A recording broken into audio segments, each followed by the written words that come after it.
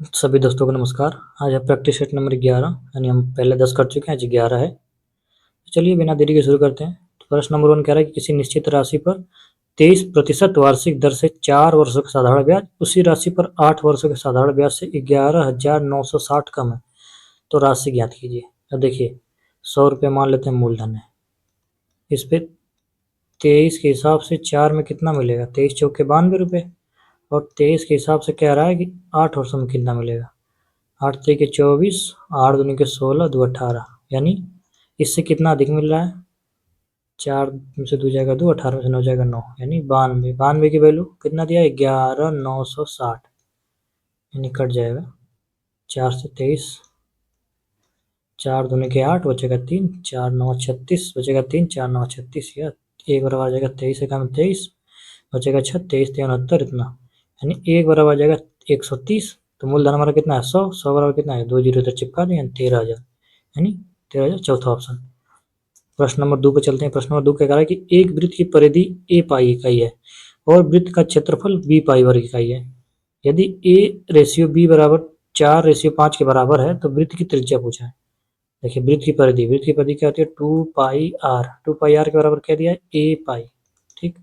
दूसरा में क्या कह रहा है, वृत्त का क्षेत्रफल। वृत्त का क्षेत्रफल क्या होता है, pi r square. Pi r square क्या दिया है, बी पाई। अब देखिए यहाँ से पाई कट जाएगा, पाई से पाई कट जाएगा, तो a बराबर यहाँ से क्या आ जा रहा है, a बराबर क्या है 2r। यहाँ से b बराबर क्या आ रहा है, आर स्क्वायर। अब कह रहा है कि a बाई बी कितना हो जाएगा, 2r बाई आर स्क्वायर। एक आर चला जाएगा तो क्या हो जाएगा, a बाई बी को हम क्या लिखना है, a बाई बी को 4:5 लिखा हुआ है, और ये जाएगा 2 बाई आर, 2 दूनी के 4, आर बराबर क्या आ जाएगा 5/2, यानी 2.5 सेंटीमीटर का तो ऑप्शन है पहला। बस हमें क्या करना है, इसके परिधि के बराबर रख देना ये वाली वैल्यू, और इसके क्षेत्रफल रख देना है। ऐसे ए बाई बी की वैल्यू दिया, या आर की वैल्यू निकाल लेंगे। प्रश्न नंबर 3 क्या कर रहा है कि 3 आयताकार खेतों के क्षेत्रफल क्रमशः 70 metre square, 84 metre square, 112 metre square है। इन खेतों को समान आयताकार फूलों की क्यारियों में विभाजित किया जाना है, जिनमें से प्रत्येक की लंबाई 7 मीटर है। तो प्रत्येक फूलों की क्यारी की चौड़ाई ज्ञात कीजिए। देखिए अब कह रहा है कि समान विभाजित करना है। समान विभाजित क्या होगा, इनका HCF जो होगा, इनका मौसा वही होगा, तो इनका मौसा कितना होगा, 70 84 112, यानी कह रहा है हमें कि समान आयताकार में, समान मतलब इसको भी काटे, इसको भी काटे, इसको भी काटे, तो इन सबको भाग जाने वाली क्या संख्या होती है, उसको मसा कहते हैं। 70 84 और 112 का कितना हो जाएगा LCM, यानी 7 इसमें भी है, 7 गुणे 2 गुणे 5, 7 गुणे 2 गुणे 6, 7 गुणे 2 गुणे 8, यानी 14। इसका HCF आ जाएगा 14। कह रहा है कि प्रत्येक की लंबाई, जो क्यारी बनेगी उसकी लंबाई कितनी है 7, तो चौड़ाई कितनी होनी चाहिए, यानी एरिया ही निकलेगा, लंबाई गुणे चौड़ाई। चौड़ाई इनके बराबर दिया कितना है 14, चौड़ाई बराबर आ जाएगा हमारा 2। देखिए पूछा है कि जो अब इसे ये कैसे बना है, मान लीजिए ऐसे बना है, ठीक। कह रहा है ये लंबाई 7 है, ये लंबाई 7 है, तो ये कितना होना चाहिए, ये हमसे पूछा है। तो यही एरिया हमने ये निकाला कि ये जो आएगी एरिया, ये कितनी एरिया आएगी 14। तो ये दिया है 7, तो ये कितना रहेगा 2 रहेगा, तभी तो एरिया हमारी 14 आएगी, यानी 2। कौन सा ऑप्शन, तीसरा। चौथे नंबर पर चलते हैं। चौथा कह रहा है कि एक व्यक्ति ने 30% प्रतिवर्ष की दर से चक्रवृद्धि ब्याज 15,000 रुपये उधार लिए। यदि ब्याज अर्धवार्षिक रूप से संयोजित होता तो 1 वर्ष बाद भुगतान की जाने वाली राशि क्या होगी। देखिए टाइम कितना, 1 वर्ष। हमें ब्याज क्या लेना, अर्धवार्षिक। एक साल में कितना अर्धवार्षिक बनेगा, 2, यानी 6 महीने का, एक दूसरे 6 महीने का 2 बनेगा हमारा। और 30%, एक साल में 30% है, तो आधा साल में कितना हो जाएगा हमारा रेट 15%। देखिए 15% के 2 साइकिल, तो हमने क्या बताया, x plus Y plus X Y by 100, यानी हम 15 प्लस 15 प्लस 15 गुणे 15/100, तो यानी आ जाएगा 15 15 30, 15 15 225, तो 2 दशमलव लग जाएगा, यानी आ जाएगा हमारा 32.25। इसी की वैल्यू कितना दिया है, नहीं ये तो हमारा रेट निकल के आ जाएगी, कितना हमें क्या मिलेगा, इतना परसेंट हमें ब्याज मिलेगा, इतना परसेंट हमें ब्याज मिलेगा। तो 15,000 का निकाल लेते हैं हम, 15,000 का 32.25% निकाल लेते हैं। परसेंट हटाने के लिए क्या करेंगे, 100 का मल्टीप्लाई कर देंगे। 1 0 2 0 1 0 2 0 चला जाएगा, यानी दशमलव यहाँ पर लग जाएगा। 15 पचे 75, 15 दूना के 30 7 37, 15 दूना के 30 3 33, 15 तिया 45, 45 3 48, एक अंक दशमलव लग जाएगा, यानी 4837.5 रुपये तो हमारा आ जाएगा इसका ब्याज। पूछा है कितना चुकाना होगा, 15,000 पहले लिया था, इतना ब्याज देगा, यानी 15 इसमें जोड़ देते हैं, यानी 0.5 7 3 8 14 5 19 19 837.5 रुपये इसको ब्याज देना होगा। कौन सा ऑप्शन है, दूसरा। चलिए 5वें नंबर पर चलते हैं। 5वां कह रहा है कि 15 सेमी त्रिज्या वाले एक ठोस धातु के गोले को पिघलाकर 15 सेमी आधार व्यास वाले एक शंकु का आकार दिया गया। शंकु की ऊंचाई क्या है। देखिए मैंने आपको बताया है कि गोले का आयतन क्या होता है। गोले का आयतन होता है 4/3 पाई r क्यूब। ये होता है कोण, कोण होता है, नीचे ये सर्कुलर होता है कोण, जैसे जोकर की टोपी हो गई। इसका आयतन क्या होता है 1/3 पाई r स्क्वायर h, ये होता है।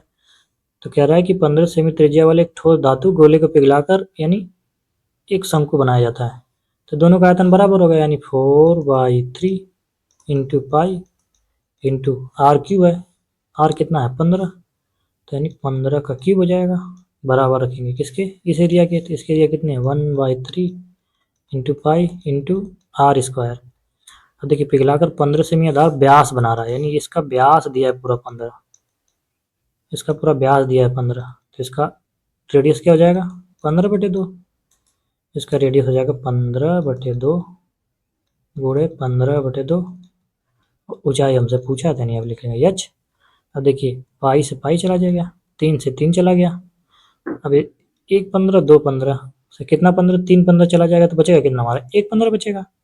h बराबर क्या आ जाएगा 2 दूनी के 4 4 चौके 16 गुणे 15, क्या जाएगा हमारा h बराबर, यानी 15 छक्का 90, 15 का 15 9 24, ये 240 सेंटीमीटर हमारा आ जाएगा h की वैल्यू। बस आयतन को इक्वल कर देना है, इक्वल करने से सब वैल्यू कट जाएगी, h का मान आ जाएगा। 6 नंबर प्रश्न पर चलते हैं। 6 नंबर कह रहा है कि किसी निश्चित राशि से पहले 10% घटाया जाता है, फिर शेष राशि से 70% घटाया जाता है, तो 1188 शेष रहता है, तो वह राशि क्या है। पहले कह रहा है 10% घटाया, 10% कितना होता है 10% होता है 1/10, यानी क्या किया 10 से कर दिया उसको 9। फिर कह रहा है कि 70% घटाया जाता है, 70% क्या होगा 7/10, यानी पहले संख्या थी 10, अब घटा कितना कर दिया 7, अरे 10 में से 7 घटाया ना, तो 10 में से 7 घटाया तो कितना हो गया 3, यानी ये संख्या हो गई 10 गुणे 10 100, पहले 100 थी अब कितनी होगी 27। तो पूछा है 1188 शेष रहता है, यानी यही की वैल्यू दिया है 1188, यानी हमारा पहले 100 था, अब शेष कितना बचा हमारा 27, 27 बराबर दिया है 1188, 9 से कटा देंगे 9 3 27, 9 1 9 2 9 3 27 1 9 3 18, 3 से चला जाएगा 1 बराबर क्या होगा 3 चौके 12 1 3 चौके 12, तो 100 बराबर क्या आ जाएगा 2 जीरो चिपका लेंगे, यानी 100 बराबर 44, तीसरा ऑप्शन। 7 नंबर पर चलते हैं। 7 नंबर कह रहा है किसी वस्तु का अंकित मूल्य उसके क्रय मूल्य से 25% अधिक है, वह अधिकतम छूट प्रतिशत क्या है जिस पर दुकानदार अपनी वस्तु को बिना लाभ या बिना हानि के बेचता है। देखिए क्या रहा है, किसी वस्तु का अंकित मूल्य उसके क्रय मूल्य से 25% अधिक है, 25% की वैल्यू कितनी होती है 1/4, यानी 4 रुपये था क्रय मूल्य, कितना किया अंकित मूल्य 5 रुपये। जैसे देखिए ये 4 रुपये क्रय मूल्य है, अंकित मूल्य कितना हो गया 5, अब कह रहा है 5 रुपये, अब इसको कह रहा है कि कितना प्रतिशत छूट देनी चाहिए ताकि ना कोई लाभ हो ना कोई हानि हो, यानी 4 रुपये के सामान को कितना में बेचना है, इसको 4 में ही बेचना है, यानी 5 रुपये की सामान है इसको 4 में बेचना है, तो कितने की छूट देगा 1 की छूट देगा, कितने पे 5 पे, तो 100 पे कितने, यानी 20% की छूट देगा। यहाँ पे वैसे समझना है कि 4 रुपये है 4 रुपये में ही बेचना है, 5 रुपये की सामान है 4 रुपये में बेच रहा है, तो कितने की छूट दे रहा है सीधे 20% आ जाएगा, यानी तीसरा ऑप्शन। 8 नंबर चलते हैं। 8 नंबर क्या कर रहा है कि छात्रों के एक समूह का औसत वजन 44 किलोग्राम है, 40 किलोग्राम वजन वाला एक छात्र समूह छोड़ देता है और 34 किलोग्राम वजन वाला एक अन्य छात्र समूह में शामिल हो जाता है। यदि नया औसत वजन 43.4 किलोग्राम हो जाता है तो समूह में कितने छात्र हैं। अब देखिए मान ले समूह में कितने छात्र थे, पहले n छात्र थे, तो उनका औसत वजन कितना था 44, यानी संख्याओं का योग आ गया। अब कह रहा है कि 40 किलोग्राम वजन वाला एक छात्र चला गया, तो 40 घटा देंगे, और 34 किलोग्राम वजन वाला एक अन्य छात्र समूह में शामिल हो जाता है, तो 34 जोड़ देंगे, यानी एक गया एक आ गया, संख्या में कोई बदलाव हुआ नहीं। अब नया औसत कितना हो जाता है, नया औसत है n गुणे 43.4, यानी हमने क्या करना है, हमें इक्वल कर देना है, जो संख्याओं का योग आएगा उसका इक्वल। मान लीजिए n थे 44 था, तो इनका योग कितना आ जाएगा, n गुणे 44, 40 गया 34 आ गया, अब कितना आ गया n गुणे 43 गुणे 4, यानी n गुणे 44, ये कितना आ जाएगा -6 बराबर n गुणे 43.4, यानी n गुणे 44 इधर आ जाएगा, तो n गुणे 43.4 इधर बराबर 6, तो कितना आ जाएगा डिफरेंस इसका, n गुणे 0.6 बराबर 6, तो n बराबर क्या आ जाएगा 6 एकम्मा 6, यानी दशमलव देता आ जाएगा 10, n बराबर 10। पहले कितने लोग थे, 10 लोग थे, समूह में कितने छात्र, 10। 9 नंबर सॉल्व चलते हैं। ऐसी कितनी 2 अंक की संख्याएं जो 8 से विभाज्य है, यानी 2 अंक की संख्या है, यानी 2 अंक की संख्या पहली क्या होगी 16, क्योंकि 8 दूनी के 16, दूसरी होगी 24, तीसरी होगी 32, इसी तरीके से सबसे बड़ी संख्या क्या होगी, सबसे बड़ी संख्या 3 अंकों की हो जाता है 100। 100 से सबसे छोटी संख्या कौन है जो 8 से कटती है, 96, क्योंकि 12 8 96, 13 8 104, यानी सबसे छोटी संख्या 96, यानी 16 से शुरू करके 96 तक कितनी संख्याएं हैं। अब आपके पास अगर पेपर में टाइम बचा है तो लिख के गिनती भी कर लेना, लेकिन निकालने का तरीका मैं बता दे रहा हूँ। अंतिम पद, एक फार्मूला होता है, अंतिम पद बराबर पहला पद, प्रथम पद, कितनी संख्याएं हैं n-1 इंटू उनका डिफरेंस कितना है, सर्वांतर, उनका डिफरेंस कितना है। देखिए अंतिम पद हमारा 96, प्रथम पद कितना है 16, हमें संख्याएं निकालनी है, तो यानी n-1, इनका डिफरेंस कितना 8 8 है सबका, क्योंकि 8 से तो भागा जा रहा है, तो 8 हो जाएगा, यानी हो जाएगी संख्या कितनी 96 बराबर 16 प्लस 8n-8, यानी 96 बराबर 16 में से 8 जाएगा, कितना बचेगा 8 प्लस 8n, तो 8n बराबर क्या जाएगा 96 में से इधर चला गया 8, यानी हो जाएगा 16 में से 8 जाएगा 8, 88, n बराबर क्या जाएगा 11। टोटल कितनी संख्या है हमारी 11, पहला ऑप्शन। 10 नोट चलते हैं, क्या पहले 17 प्राकृतिक संख्याओं के वर्गों का औसत कितना होगा। देखिए इसको निकालने के पहले चले हम कुछ फार्मूला याद कर लेते हैं। तो फार्मूला क्या है कि प्रथम n प्राकृतिक संख्याओं का योग कितना होता है, n+1/2। प्रथम n प्राकृतिक संख्याओं के वर्गों का योग कितना होता है, n+1, दूसरे ब्रैकेट में 2n+1/6। प्रथम n प्राकृतिक संख्याओं के घन का योग क्या होता है, n+1/2 का होल स्क्वायर। प्रथम n विषम संख्याओं का योग होता है n स्क्वायर। प्रथम n सम संख्याओं का योग होता है n+1। देखिए सवाल हमें क्या कह रहा है कि पहले 17 प्राकृतिक संख्याओं के वर्गों का औसत। देखिए हमने क्या निकाला था, वर्गों की संख्याओं का औसत क्या था, n+1 2n+1/6। बस यही उठा के रख देना यहाँ पे, n के बराबर 17, यानी 17 गुणे 17 में जोड़ेंगे 18 गुणे 17 34 35 बटे 6। ये हमारा क्या निकल गया, योग। हमसे औसत पूछा है तो पहले योग, औसत बराबर क्या होता है, संख्याओं का योग बटे जितनी संख्याएं कितनी, संख्याओं का योग निकल जाएगा। इसे हम 17 से भाग देंगे तो हमारा औसत निकल जाएगा, 17 से 17 चला जाएगा, 36 18, औसत कितना आ जाएगा 3 5 15, 3 3 10, हमारा औसत आ जाएगा 105। चलिए 11 नंबर सवाल चलते हैं। 11 क्या करें कि 2 वर्षों के लिए एक राशि पर चक्रवृद्धि ब्याज वार्षिक रूप से संयोजित कितना रुपए है, 967.5। यदि ब्याज दर प्रति वर्ष 15% वार्षिक है तो राशि कितनी है।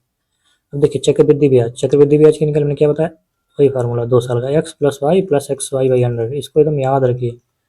अब 2 साल का, यानी पहले साल 15%, दूसरे साल 15% प्लस तीसरे साल कितना 15 गुणे 15 बटे 100, यानी कितना आ जाएगा 15 15 30, 15 15 225, यानी कितना आ जाएगा 32.25 और कितना 96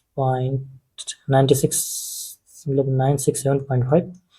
इतना परसेंट की वैल्यू दिया है, यानी हमें 100% की वैल्यू निकालना है। मूलधन ही तो पूछा है, 100% वैल्यू निकालना है। तो अब क्या करेंगे, एक बराबर क्या हो जाएगा 967.5 बाई में 32.25 इंटू 100, यही करना है हमें। तो देखिए इधर क्या करना है, इधर 2 जीरो यानी दशमलव हटा देते हैं पहले, ज़्यादा आसान है। इधर देखिए ऊपर 2 जीरो यहाँ पे कर देंगे, नीचे दशमलव हट जाएगा, समझे ना, क्योंकि एक अंक दशमलव था तो हमने यहाँ पर ऊपर 100 का मल्टीप्लाई, नीचे 100 का कर दिया। अब इसको कटा लेते हैं 5 है तो 5 36 बचेगा 2, 5 चौके 20 बचेगा 2, 5 बचे 25, 5 से इसको कटा देते हैं, फिर इधर लिख लेते हैं 5 से कटाएंगे 5 का 5 बचेगा 4, तो 5 9 45 बचेगा 1, 5 3 15, 5 5 25, 0 बटे में कितना 645 गुणे 100। फिर 5 से कटेगा, यानी 5 कहीं 5, 5 दूनी 10, 5 9 45, ये 5 से कटेगा, 5 3 15 बचेगा 4, 5 बटे 40, 5 7 35, 0, यानी क्या आएगा हमारा 387 जीरो गुणे 100 बटे में 129। ये कितना जोड़ेंगे, 3 बार में चला जाएगा, 3 बार 27, 3 और 6 2 8, 3 का 3 बार में चला जाएगा, 30 गुणे 100 यानी 3000। राशि कितनी रहेगी हमारी 3000, पहला ऑप्शन। चलिए 12 नंबर सॉल्व चलते हैं, क्या करा 21.84 के 66.7% का 7.1% का मान कितना है। देखिए 21.84 के 66.67% गुणे 7.14% की वैल्यू कितनी होगी। देखिए आप इसी को आपको चेंज नहीं करना आ रहा होगा, तो कुछ स्टैंडर्ड होता है जिसे याद रखना होगा। जैसे 1/6 की वैल्यू कितनी होती है 16.6666, तो इसी को हम 16.67 लिख देते हैं। 1/7 की वैल्यू कितनी होती है 14 कितना था 14.266 आएगा ना, 7 1498 2, 7 दूनी 14, 7/56, ये 14.28 आता है। इसी तरीके से 1/14 क्या आ जाएगा 7.14 आ जाएगा। देखिए ये क्या है हमारा 66.67, तो इसको हम करेंगे 50% प्लस 16.66%, इसको 6 लिख लेते हैं। और अब देखिए 50% की वैल्यू कितनी होती है 1/2, हमने 16.66 की वैल्यू कितनी होता है 1/6, तो कितना हो जाएगा 2 3 6, 3 1 4/6, यानी 4/6 यानी 2/3, यानी हम सीधे कह सकते हैं कि 66.67% की वैल्यू कितनी है 2/3। तो यानी हम आप लिखेंगे आपका 21.84 इंटू 2/3 गुणे 7.14, 7.14 का वैल्यू कितना होता है 1/14, तो इसको लिखेंगे 1/14। अब देखिए 14 से कटा देंगे, 7 से कटा देंगे, 7 दूनी के 14, 7 3 21, 10 में लगेगा, 7 3 7, 7 दूनी के 14, 3 दूना के 6, 6 से कटा देंगे, 6 5 30, 10 में लगेगा, बचे 1, 6 दूनी के 12 गुणे 2, 52 दूनी कितना होता है 104, 2 अंक 10 में यानी 1.04 आंसर आ जाएगा। याद रखिए कि 1/6 बराबर क्या था 1/6 बराबर 16.66% की वैल्यू 1/6, 14.28% की वैल्यू 1/7। 13 नंबर सवाल चलते हैं। 13 नंबर कह रहा है कि एक व्यक्ति ने साधारण ब्याज पर 24% की वार्षिक दर से कुछ धनराशि उधार दी, 5 वर्षों में ब्याज उधार ली गई राशि से 1200 अधिक हो गया, तो उधार ली गई राशि क्या है। देखिए साधारण ब्याज का फॉर्मूला क्या था, ब्याज बराबर क्या होता है मूलधन गुणे दर गुणे समय बटा 100, बस यही। लेकिन यहाँ पे क्या कह रहा है कि जो ब्याज है, जो हमारा ब्याज निकल रहा है वह राशि से 1200 अधिक हो जाता है, यानी हमारी राशि की रेट क्या थी पी मान लेते हैं, इससे कितना अधिक है 1200, यानी अब हमारा ब्याज क्या बन जा रहा है पी प्लस 1200, हमारा ये ब्याज बन गया। मूलधन रेट हमारा दिया है 24%, 24% कितने सालों में 5 सालों में बटे 100, कटा देते हैं 5 20 बार में चला जाएगा, 4 5 20, 4 6 24, यानी आ जाएगा क्या पी प्लस 1200 बराबर 6p बटे में 5, इधर चला जाएगा यानी 5p प्लस 12 5 6000 बराबर 6p, इधर p माइनस हो जाएगा यानी p बराबर क्या आ जाएगा हमारा 6000। यही पूछा है हमसे 6000, तीसरा ऑप्शन। 14 और चलते हैं। 14 क्या कह रहा है कि ए एक काम को 28 दिनों में पूरा कर सकता है, बी ए से 68% अधिक कुशल है, तो बी को उसी काम को पूरा करने में कितने दिन लगेंगे। देखिए बी कह रहा है कि ए से 68% अधिक कुशल है, यानी बी बना लेते हैं ए से अधिक है। अब ये चीज़ का आप ध्यान देना कि बी जो है ए से अधिक है, यानी हमें बी को अधिक रखना होगा ए से। 68% की वैल्यू कितनी होती है 68% बराबर क्या होता है 4 से, यानी 68/100 लिखेंगे, 4 से घटाएंगे 17/25, यानी ए हमारा है कितना 25, ये 25 से 17 अधिक है तो कितना है 25 7 32 10 42, यही कह रहा है ना, ये हमारा 25 है तो इससे 17 अधिक 42। अब ए एक काम को कर रहा है 28 दिनों में, तो 42 दिनों में कितने 42 एफिशिएंसी के हिसाब से कितना काम करेगा 28 गुणे 42।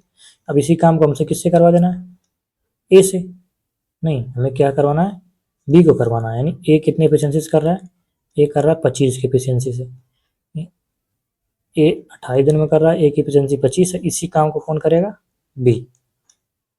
देखिए फिर से बता देता हूँ, ए कर रहा है 28 दिन में काम, ए की एफिशिएंसी कितनी है? 25 के हिसाब से, तो 28 दिन में कितनी काम करेगा? एक दिन में 25 करे तो 28 दिन में 28 गुणे 25, इसी काम को कौन करेगा? 42। तो 7 चौक 28, 7 छंग 42, 25 चौके 100, 100/6, 100/6 मतलब 50/3 दिन लगेंगे उसको। चौथा ऑप्शन तीसरा। 15 नंबर चलते हैं। 15 नंबर क्या करें? 2/1 प्लस 2/3 प्लस 2 ऐसे ऐसे है। देखिए इस सॉल्व करना क्या है, हम इसको क्या लिख सकते हैं? 3 - 1/1 प्लस, और क्या लिख सकते हैं? 5 - 3 2/3 प्लस, इसी तरीके से 7 - 5 यानी 7 - 5/5 यही दिया है, plus dot dot dot dot plus. अब इसको क्या लिख सकते हैं? 101 - 99, तभी तो 2 आएगा बटे में 99 गुणे 101।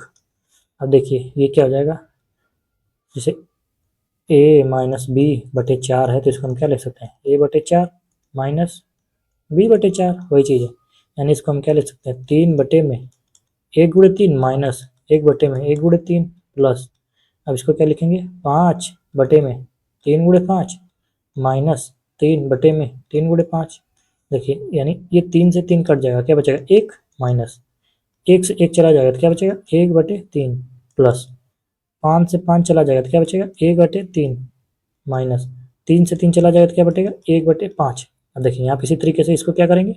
7/5 गुणे 7, तो 7 से 7 चला जाएगा, क्या होगा? प्लस 1/5 माइनस क्या हो जाएगा? 1/7 प्लस 1/7 प्लस, इसी तरीके से डॉट डॉट डॉट डॉट, कितना हो जाएगा इधर? 101 बटे में 99 गुणे 100 करेंगे क्या बचेगा? 1/99, ये प्लस में बचेगा, माइनस में क्या बचेगा? 99 से 99 कट जाएगा तो क्या बचेगा? 1/101 बचेगा, यानी देखिए ए माइनस प्लस कट जाएगा, माइनस प्लस कट जाएगा, माइनस प्लस कट जाएगा, यानी माइनस, यानी यहाँ पे भी क्या होगा? -1/99, यानी सब कट जाएगा, बचेगा क्या हमारा? आगे बचा 1, पीछे बचा क्या? 1/101, यानी 101 में से 1 जाएगा, 100/101, 100/101, तो ऑप्शन है 100/101 तीसरा। 16 नंबर पे चलते हैं। 16 क्या कह रहा है कि दो अभाज्य संख्याओं x और y, जो y जो है x से बड़ा है, का लघुत्तम समापवर्तक 145 है, तो 10x - y का मान कितना हो? देखिए एक संख्या x है, दूसरी संख्या y है, इनका एलसीएम दिया है 145, ठीक है, एलसीएम दिया है। अब दो संख्याएं क्या है? ये अभाज्य हैं, दोनों अभाज्य संख्याएं हैं, तो यानी अभाज्य संख्या है, इनमें कोई कॉमन नहीं, यानी x गुणे y बराबर क्या दिया? सीधे 145। इसको लिख सकते हैं, हमें क्या करना है? y को बड़ा दिखाना है। 145 5 से कट रहा है, 5 गुणे 2 5 10 4 29, यानी x कितना रहा होगा? 5, y रहा होगा 29, तभी तो 145 आया है, क्योंकि दोनों अभाज्य संख्या है, दोनों में कोई कॉमन नहीं है। 5 29, y को हमें बड़ा दिखाना है, तो पूछा क्या है? 10 x की वैल्यू कितनी है? गुणे 5 माइनस y कितना? 29, यानी 50 में से 29 घटा देंगे तो कितना आ जाएगा हमारा? 21, दूसरा ऑप्शन। 17 नंबर चलते हैं। 17 क्या कह रहा है कि एक वृत्त की परिधि और व्यास के बीच का अंतर 12 सेमी है, तो वृत्त का क्षेत्रफल कितना है? एक वृत्त की परिधि और व्यास का अंतर दिया। देखिए वृत्त की परिधि बराबर क्या होता है? ना किसी से दोस्ती, ना किसी से प्यार, वृत्त की परिधि 2πr। तो अब व्यास को क्या लिखते हैं? ये रेडियस का दुगना होता है।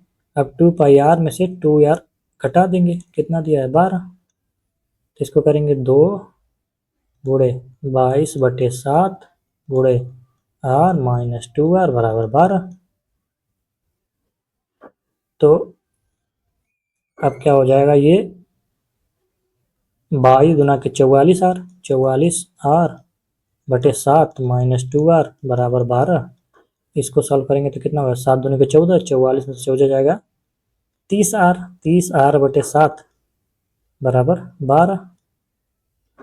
6 से कट जाएगा, 6 5 30, 6 दूनी के 12, यानी r बराबर यहाँ से निकल के आ जाएगा कि हमारा r बराबर इधर चला जाएगा 14/5। r बराबर आ गया हमारा 14/5। हमसे पूछा कि वृत्त का क्षेत्रफल, वृत्त का क्षेत्रफल था πr², पाई की वैल्यू कितनी होती है? 22/7 गुणे r², यानी 14/5 गुणे 14/5, 7 दूनी की 14। देखिए 22 दूना के 44 गुणे 14 कितना होगा, 14 चौको 56, 14 चौको 56, 5 61, 616/25। अब देखिए 25 से हम घटा लेंगे तो 25 दुना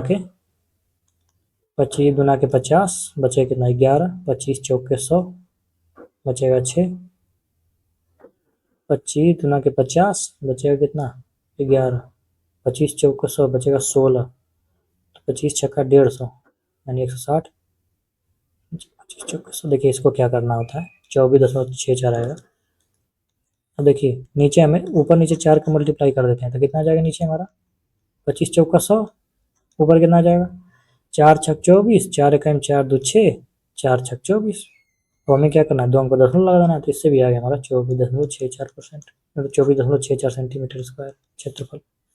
दूसरा ऑप्शन 18 नंबर चलते हैं। 18 नंबर कह रहा है कि साधारण ब्याज की दर से एक निश्चित राशि 14 वर्षों में स्वयं की 3.5 गुना हो जाती है, उसी ब्याज की दर से 28 वर्षों में राशि स्वयं की कितनी गुनी हो जाएगी। देखिए यहाँ पे साधारण ब्याज की बात किया है, चक्रवृद्धि ब्याज रहता है तो ये 2 गुना हो रहा है, फिर अगले दिन 2 गुना, अगले दिन 2 गुना, ये होता है। अब साधारण ब्याज में क्या देखना है, मान लीजिए 1 रुपया था, 1 रुपये से कितना हो गया 3.5 गुना हो गया, कितने सालों में 14 सालों में। तो कितना हमें ब्याज मिला भाई, 1 रुपया से 3.5 हो गया तो हमें 2.5 रुपया ब्याज मिला, यानी हम ये कह सकते हैं कि 14 साल में हमें कितना ब्याज मिला, 2.5 ब्याज मिला। तो कह रहा उस 28 वर्ष में राशि कितनी हो जाएगी, 14 साल में 2.5 ब्याज मिला तो 28 साल में कितना हमें ब्याज मिलेगा, 5 ब्याज मिलेगा, यही तो होगा। 14 साल में 2.5 मिल रहा है तो 28 साल में 5 ब्याज मिलेगा, तो यानी 1 रुपया था, 28 सालों में कितना हो जाएगा, 28 साल में कितना ब्याज मिला, 5 ब्याज मिला, तो कितना हो जाएगा 6, यानी 1 रुपये में 5 रुपये ब्याज मिला तो धनराशि हमारी कितनी हो जाएगी 6, यानी कितना गुना हो गया अपने आप के 6 गुना हो गया। यही पूछा है कितना गुना हो जाएगा, यानी 6 गुना, तीसरा ऑप्शन। 19 नंबर चलते हैं। 19 नंबर क्या कह रहा है कि एक समबाहु त्रिभुज की भुजाएं ज्ञात कीजिए जिसका क्षेत्रफल 16√3 वर्ग सेमी है। देखिए हमने बताया था पिछली वीडियो में कि समबाहु त्रिभुज का क्षेत्रफल बराबर क्या होता है, √3/4 गुणे भुजा का स्क्वायर यानी √3/4 इंटू ए स्क्वायर। अब दिया है कि √3/4, अब फार्मूला याद आएगा तुरंत लगा लेंगे, 16 √3/4 ए स्क्वायर बराबर 16 √3, √3 से √3 चला जाएगा, ए स्क्वायर बराबर क्या आ जाएगा 16 गुणे 4 यानी 64, ए बराबर क्या आ जाएगा 8। अब देखिए ए बराबर क्या करेंगे, यहाँ से लिख देता हूँ, ए बराबर हो जाएगा अंडर में 16 गुणे 4, 4 का बाहर इसका 16 का 4 निकलेगा, इस 4 का 2 निकलेगा, 8, 16 चौको 64 तब भी 8 हो जाएगा, यानी कौन सा चौथा ऑप्शन। आखिरी क्वेश्चन चलते हैं 20 नंबर। 20 नंबर क्या कह रहा है कि 110 लीटर के मिश्रण में पानी और दूध का अनुपात क्रमशः 4:7 है, पानी और दूध का अनुपात क्रमशः 8:7 बनाने के लिए कितना पानी मिलाया जाना चाहिए। देखिए कह रहा है 4:7 है, 4 क्या है पानी और ये क्या है 7 दूध, इसको हमें बनाना कितना है 8:7, तो हमें क्या मिलाना है इसमें, पानी मिलाने के लिए बोल रहा है, यानी हम पानी मिला रहे हैं तो हमारा दूध का जो सेम होना चाहिए। तो यहाँ पे देखिए यहाँ पे दूध 7 था, यहाँ पे दूध 7 ही रहेगा, नहीं कोई दिक्कत नहीं है। अब 4 से 8 हुआ तो कितना मिलाया 4 मिलाया, तो 4 7 11 बराबर क्या है 110, ए बराबर क्या है 10, तो 4 बराबर क्या आ जाएगा 40, यानी तीसरा ऑप्शन। दूसरे तरीके से बता देता हूँ, देखिए क्या कह रहा है कि 4 है पानी और 7 क्या है दूध। अब देखिए क्या कह रहा है कि इस 4:7 के अनुपात में, यानी टोटल 11 बराबर कितना है 110, एक बराबर क्या आ जाएगा 10, यानी क्या था पहले 40 लीटर पानी था, 70 लीटर दूध था। अब कह रहा है कि इसे 8:7 बनाना है, यानी इसको कितना बनाना है 7, यानी 7 का मतलब 70, 7 दाम में 70 या 80, 70:80 तो कितना मिला है 40, ऐसे भी 40 आएगा, जैसे समझ लीजिए। चलिए धन्यवाद। अब देखिए आपका पेपर नज़दीक आ गया है तो आप एक सुबह और एक शाम को 2 मॉक टेस्ट लगाइए और उसका एनालिसिस करिए। जितना टाइम आप टेस्ट में देते हैं उतना टाइम एनालिसिस में लगाइए। जो सवाल नहीं आ रहा है, क्यों नहीं आ रहा, उसके टॉपिक में जाइए, वापस देखिए हिंदी में क्या नहीं आपको बन रहा है, वापस जाइए आप हिंदी में चैप्टर का फिर से तैयार करिए, क्यों गलती हो रही है। इसी तरीके से रीजनिंग में गलती तो करनी नहीं है, अपनी मैथ में आपको 20 में 20 लाना है, रीजनिंग में आपको 20 में 20 लाना है, हिंदी में आपका 20 क्वेश्चन है तो कम से कम आपको हिंदी 17 से लेके 20 के बीच में ही लाना है। और जीएस आप जीएस जितना कर ले जाएंगे उतनी अच्छी पोस्ट और उतने आप सिलेक्शन के नज़दीक हो जाएगा। 20 20 40 हम मान लेते हैं 17 भी ले लेते हैं तब भी 57 क्वेश्चन यहाँ पे पहुँचेगा आपका। 2 क्वेश्चन गलती हुआ तब भी 55 क्वेश्चन पहुँचेगा। अब जीएस में आप जितना आप लेके चले जाते हैं जीएस में अगर आप मान के चले 15 क्वेश्चन लेके जाते हैं तो 55 5 60 तब भी 70 नंबर, ये 100% की आपका सिलेक्शन होगा। तो यानी 20 में मैथ में 20 तो 20 तो आपका करा दूंगा, क्योंकि प्रैक्टिस सेट आप करते रहिए और टेस्ट देते रहिए। जो नहीं है सवाल उसको देखिए, क्यों नहीं आ रहा है वापस देखिए, और हिंदी आपको करते रहना है टेस्ट।